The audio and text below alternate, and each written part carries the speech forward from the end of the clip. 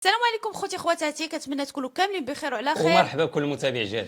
اول حاجه غادي نبدا بها كنعزي الناس ديال الجزائر، خوتنا الجزائريين. خوتنا الجزائريين كنعزيهم تعازينا الحاره. بقاو فينا هاد الناس هادو اللي ماتوا في الحافله. 19 لواحد ولا 18؟ بقاو فينا بزاف هاد الناس اللي مساكن العائلات ديالهم والديهم كيتكلموا، بقاو فينا بزاف بزاف. الله يرحمهم ويوسع عليهم. انت شنو الراي ديالك في هاد الحافله هذه اللي طاحت في واد الحراش؟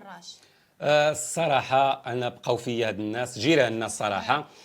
18 لواحد اللي لقاو الحتف ديالهم وماتوا، الله يرحمهم ويوسع عليهم. و8 ولا 9 ولا شحال اللي في حاله حرجه اللي راهم في الطبيب، نتمنوا لهم الشفاء العاجل. المشكل اللي وقع هو هذاك الاسطول ديال الحافلات. الشركه اللي تدير هذا النقل ديال الحافلات، النقل العمومي، راه خصها تتابع قانونيا في الجزائر.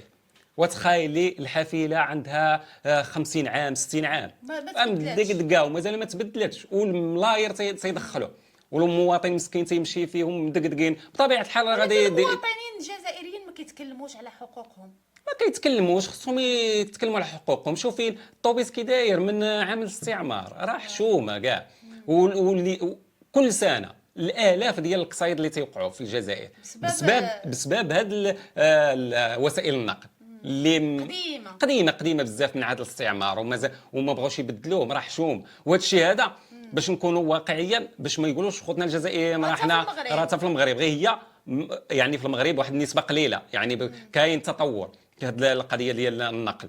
كاينين حافلات جداد بحال دابا مثلا في طنجه، في كازا، في الشمال.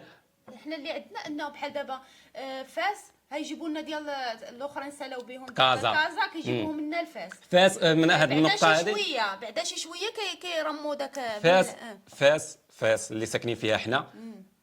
من هذه الناحيه مهمشه، من الناحيه ديال النقل العمومي الطوبيسات راه مهمشه، ولكن رجعوا للجزائر. خوتنا الجزائريين عندهم داك الشيء راه كارثي الصراحه. راه شي طوبيسات راه يرثى لها ومازالين تستخدموا لحد الان. هادشي غادي يضيع غير ناس. هما ضاعوا مساكن. والله الا شفت شي كما واحد الناس اللي فقدوا الداوي ديالهم، اللي فقدوها، اللي فقد والديها، اللي فقد خوتو، اللي فقد مو، خارجين تيتكلموا في الاعلام، اقسم بالله تيبكيو. والله الا بقى في واحد مسكين قال لهم الاب ديالي شرا صباط جديد، وهاد الليله هادي لغد ليه مشى سافر، قال لهم ما رجعش، مازال ما لبسش هذاك الصباط كاع، وبقى تيبكي بواحد الهستيريا. مسكين راجل كبير عنده تقريبا 30 عام ولا. قال لهم انا ما شبعتش منه وانا بكاني. والله الا مسكين بقى تيبكي. وواحد اخر قال لهم انايا الاب ديالي مشى يجيب غير بنته، قال لهم مشى يجيب البنت ديالو صغيره، ها هو صدق ما رجعش مسكين. يلا. وبزاف ديال الناس اللي خرجوا وبقاو تيبكيو مساكن، بقاو فينا الصراحه. الله يرحمهم ويوسع عليهم.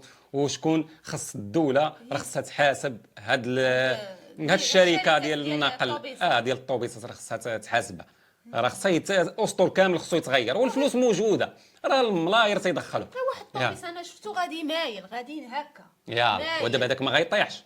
الرويضه عنده واش مفشوشه واش عوجه وغادي الناس فيهم وغادي ما كرهوش الناس. واش غيكرهوهم الناس؟ راه ما عندهمش شي طريقه اخرى، ما عندهمش طوموبيلات، فقراء، راه بالسيف عليه غيركب في ديك الحافله. لا ما ركبش فيها ما غيمشيش للخدمه ديالو، غيتعطل على الخدمه. ما كيقول لك خلص وغتخلص من الفوق، غتخلص. يلا تخلص على الحياه ديالك. ولا واحد النقطه قال لك هاد المساكن 18 اللي ماتوا، الاغلبيه فيهم مات ماشي بقصيده، ماشي بالجروح مثلا، لا بالخنق.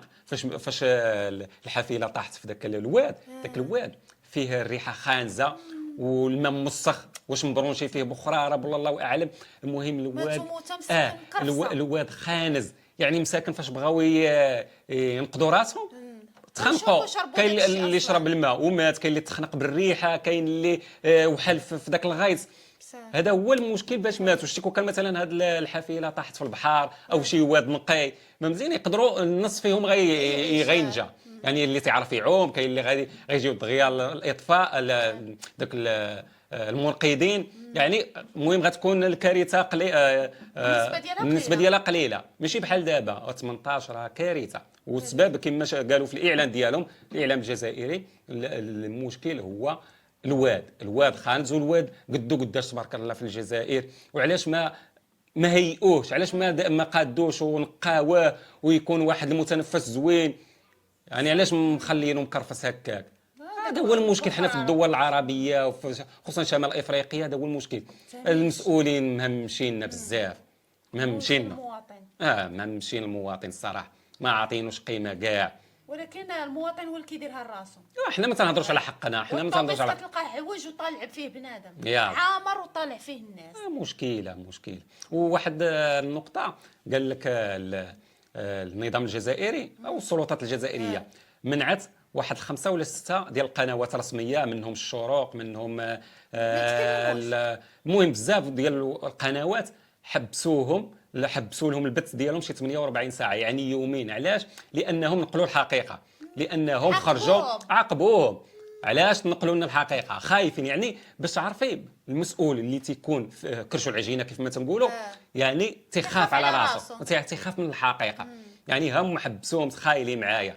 هذه هي حريه التعبير، هذه هي الدوله ما عمرنا لقينا الجديده هذه بينات لا وشوف والله الا عاقبوهم. هذا الشيء دابا ماشي حنا اللي تنقولوها، راهم القنوات الرسميه والصحافات اللي كبيره في الجزائر واللي يعني كاينين مؤثرين كبار تكلموا على هذا الموضوع. قال لك علاش حبسوهم، علاش حبسوا هذه القنوات؟ حيت نقلوا الخبر.